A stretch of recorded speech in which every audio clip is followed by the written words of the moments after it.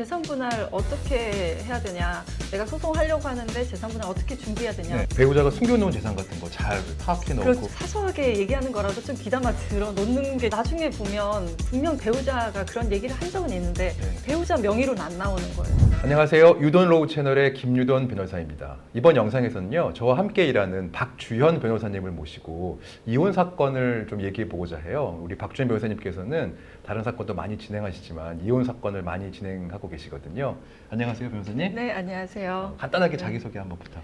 안녕하세요. 박주현 변호사입니다. 저는 김유돈 대표 변호사님과 법무법인 지금에서 함께 근무하고 있고요. 2013년 사법시험 합격하고 2016년에 사법연수원 수료하고 그 이후로부터 쭉 변호사 생활을 하고 있고요. 이혼과 형사를 전문으로 하고 있습니다.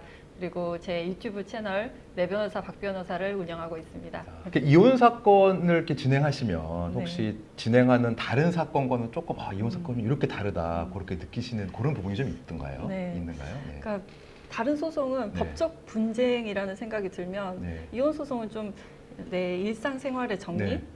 신상의 정리, 네. 좀 이런 생각이 많이 들고, 네. 그러니까 함께 살아온 세월을 네, 어떻게 네. 보면 정리를 하고 이제 혼자 생활을 해야 되는 거니까 그쵸. 그런 걸 준비하는 이제 마음가짐을 위한 절차, 아. 그런 환경을 만드는 절차라는 생각이 많이 들어요. 이제 그런 특성 때문에 조금 성격이 다르죠. 네, 저도 그렇죠. 이혼 사건 네. 진행해 보면 뭔가 그 의뢰인 상담할 때 좀 딱딱하게 이렇게 법률 얘기를 네. 해주는 것도 중요하지만 네. 사실 뭔가 많이 들어줘야 되고 좀 네. 공감해줘야 되는 그런 특성이 있었던 것 같아요. 네네. 그래서 저는 네. 좀 이혼 소송이 공감을 위한 분쟁 이런 아. 생각이 많이 들어요. 네. 그래서 이혼 소송하면 법정 가서 싸우자 이렇게 얘기를 네, 하잖아요.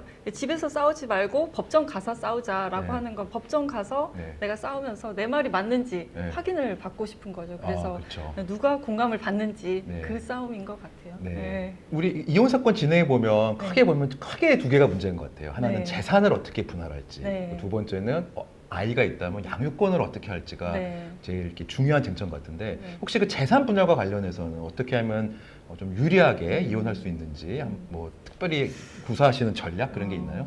저는 실은 네. 의뢰인들도 많이 물어보거든요. 네. 재산 분할 어떻게 해야 되냐, 내가 소송하려고 하는데 재산 분할 어떻게 준비해야 되냐 네. 많이 물어보는데 실은 재산 분할은 그렇게 많이 준비를 하기는 어려워요. 네. 왜냐하면 재산 분할 자체가 네. 혼인 생활에서 이제 부부가 공동으로 형성한 재산을 네. 이제 기여도에 따라서 분할하는 거기 때문에 맞아요. 네. 혼인 생활 중에 했던 게 중요하지 이혼 소송 직전에 하는 건 중요한 게 아니라서 딱히 어떤 특별한 전략이라고 좀 그렇죠. 할 만한 것은 없지만 이제 네. 소소한 것들은 있죠. 네. 예. 배우자가 숨겨놓은 재산 같은 거 잘 파악해 놓고 그렇죠. 그렇죠. 예. 네. 그러니까 배우자가 어떤 재산을 얘기를 하면 네. 그 사소하게 얘기하는 거라도 좀 귀담아 들어 놓는 게 맞아요. 중요한 것 같은 게 나중에 보면 분명 배우자가 그런 얘기를 한 적은 있는데 네. 배우자 명의로는 안 나오는 거예요. 그런 걸 찾아내야 되니까요. 그렇죠. 제3자 맞아요. 명의로 해놓거나 이런 것들은 나중에 그런 어떤 의심을 가지고 찾는 절차가 소송에서 필요하기도 하거든요. 그래서 그게 필요할 것 같고 또 중요한 거라고 하면은 이제 특유재산이라고 할 수 있는 맞아요. 상속받은 거나 네. 부모님 증여받은 주신 거 네. 결혼할 때. 네. 네. 그런 건 실은 받은 건 특유재산이기 때문에 재산분할 대상이 안 되잖아요. 그래서 혼인생활 중에 좀 어떤 기여도를 좀 넣어놓는 거죠.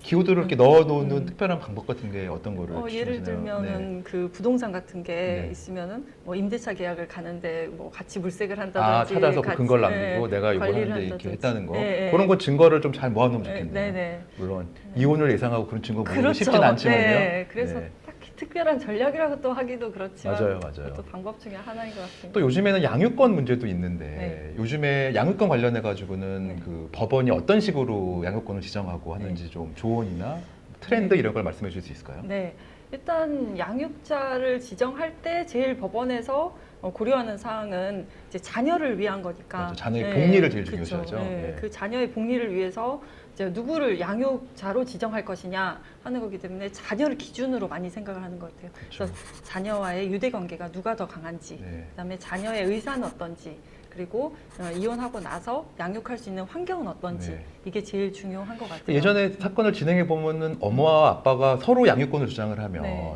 엄마 쪽으로 양육자를 지정하는 경우가 더 많았던 것 같은데 네. 요즘에 조금 바뀌고 있지 않나요? 네네. 사건 그런 진행하면서 것 같아요. 어떠셨나요? 네네.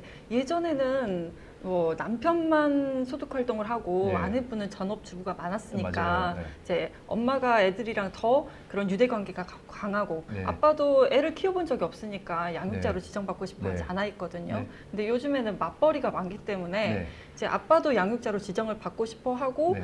혼인 과정에서도 육아에 많이 참여를 해서 본인이 양육자로 지정되더라도 네. 그게 어렵다는 생각을 하지 않는 경향이 아, 있는 것 같아요. 맞아요. 그래서 네. 많이 주장을 하는 것 같아요. 그래서 실제로 또 엄마랑 아빠랑 같이 주장할 때 아빠가 지정되는 경우가 많이 있죠. 그렇죠. 예. 맞습니다. 이 엄마들도 보면은 이제 좀 포기하는 경향도 좀 그러니까 예전보다 저도 많아지고 되게 놀란 게 서로 양육을 하지 않겠다고 주장하는 경우도 꽤 있지 않나요? 그럼요. 아, 예.